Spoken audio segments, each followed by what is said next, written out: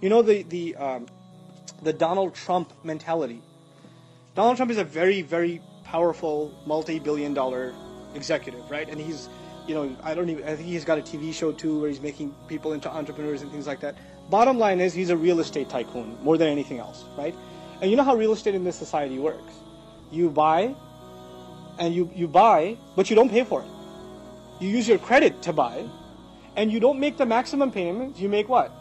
The minimum payments, and now your credit is being built. When your credit is built, you buy again, you rent it out or whatever, and you keep building your empire. Now, if the Donald Trump-like billionaire was to pay off every one of his properties today, would he still be a billionaire? No. What's his idea? His idea is, how long am I going to live? Another 50 years, 60 years, 100 years? How long am I going to live? I'm going to live a billionaire, and after that, if my payments aren't being made, who cares? I already partied my way out. So this entire deficit will be passed down to the next generation. I couldn't care less.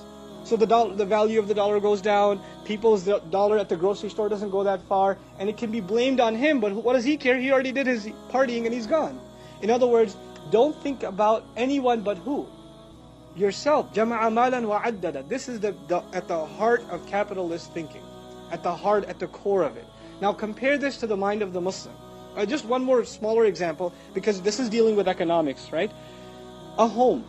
Home ownership in this country is a big deal. And of course it bubbled and collapsed and all of that. But just put it in very simple economic terms, even like an elementary school child can understand. 100 years ago, somebody buys a house. Somewhere in New York City, somebody buys a house. Let's say they pay $50,000 for it. But they don't buy it cash, and they don't buy it interest-free, they buy it on a mortgage. So they end up paying over 30 years, not $50,000, what did they end up paying? $150,000. Okay, now it's time for them to sell it. Are they going to sell it for $60,000? No, they ended up putting in $150,000, so they should at least sell for $200,000 and $250,000.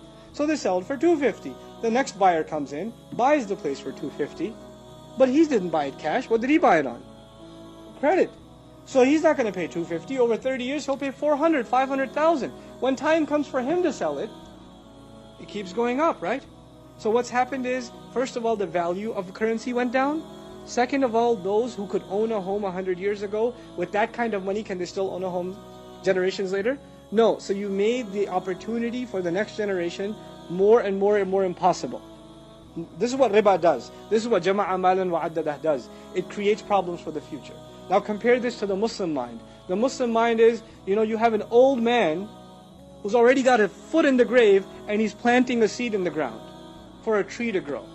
And you ask him, you're not going to live long enough for this tree to grow. And he says, well, it will give somebody shade one day, sadaqah jariyah for me. This is the mind of the Muslim, right? That's what it's supposed to be.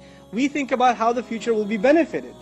Not, live, eat, sleep, drink, and die. That's it.